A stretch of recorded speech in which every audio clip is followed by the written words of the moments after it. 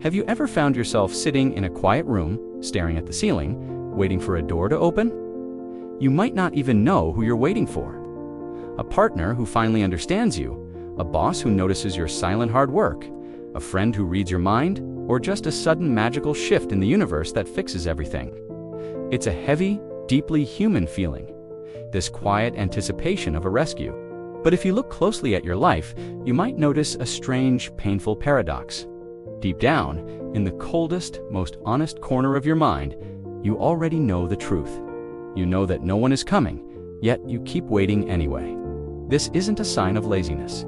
It's not because you lack ambition or because you're weak. It is a profound psychological freeze.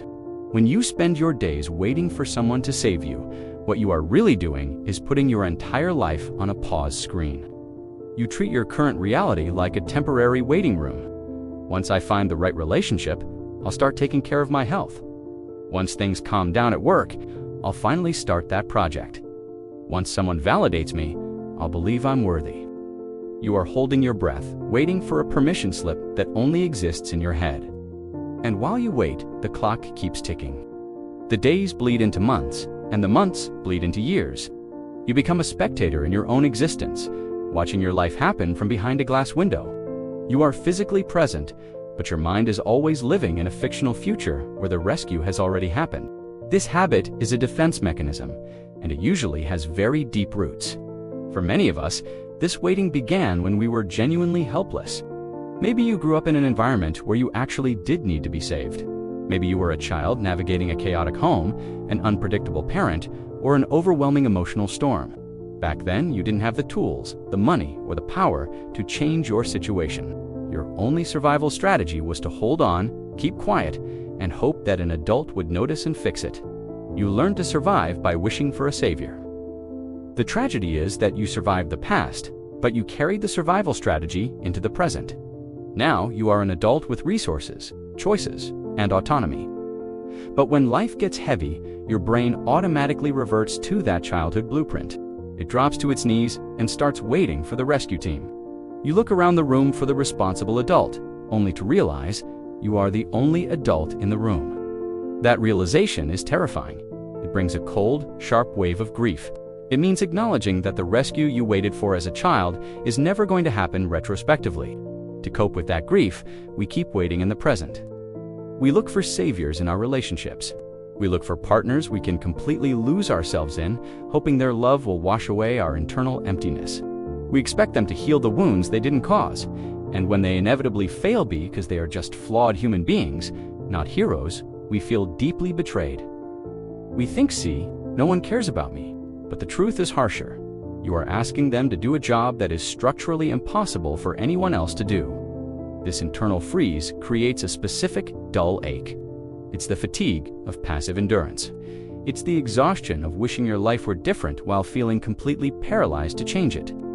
You watch other people move forward, make mistakes, build things, and fall down. And you feel left behind, trapped in your self-imposed waiting room, safely hidden away from the risks of actually trying. Because that's the secret, hidden benefit of waiting. If you're waiting to be saved, you don't have to risk failing. If you don't step out of the waiting room, you can't get hurt, but you also can't live. You are burning your entire life's fuel just to maintain a holding pattern. I want you to take a moment right now and look at your hands. Look at them closely. These hands have survived every single bad day you have ever had. They have held you together when you felt like you were breaking apart. They are capable of opening doors, writing new stories, packing bags, and making choices. The person you have been waiting for in the dark hallway, the one with the keys, the answers, and the unconditional permission to start living. Look in the mirror, they are already there. They have been there the entire time, waiting for you to look back at them. Saving yourself doesn't mean you have to do everything perfectly or alone. It doesn't mean you can't ask for help or lean on people who love you. It means changing your fundamental posture toward life from passive to active. It means stopping the search for a hero and realizing you are the author. Instead of asking, "When will someone fix this for me?" you start asking, "What is one small thing I can control right now?" It could be as simple as making a phone call, cleaning a desk, setting a boundary, or admitting out loud what you actually want. When you stop waiting for a savior, something incredible happens to your world. The heavy anxiety of anticipation lifts. The world stops looking like a dangerous place where you are a victim and starts looking like a canvas where you have agency.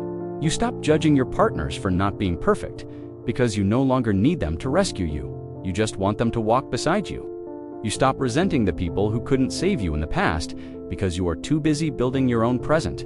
It is incredibly scary to realize that no one is coming to save you. It is a lonely, sobering thought that can make the room feel very cold. But if you stay with that thought, if you let it settle into your bones, it turns into something else entirely. It turns into the most liberating truth you will ever encounter. Because if no one is coming to save you, it means you are completely free. It means you don't have to wait for permission anymore. You don't have to wait for the perfect conditions, the right person, or the magical shift. The waiting room door was never locked from the outside.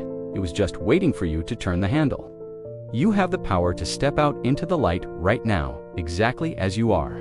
You have been sitting in the dark, waiting for a hero for a very long time. It's time to put that expectation down. It's too heavy for anyone else to carry. Stand up, breathe in. The rescue mission is officially over because you are already safe. It's time to stop waiting. It's time to start living.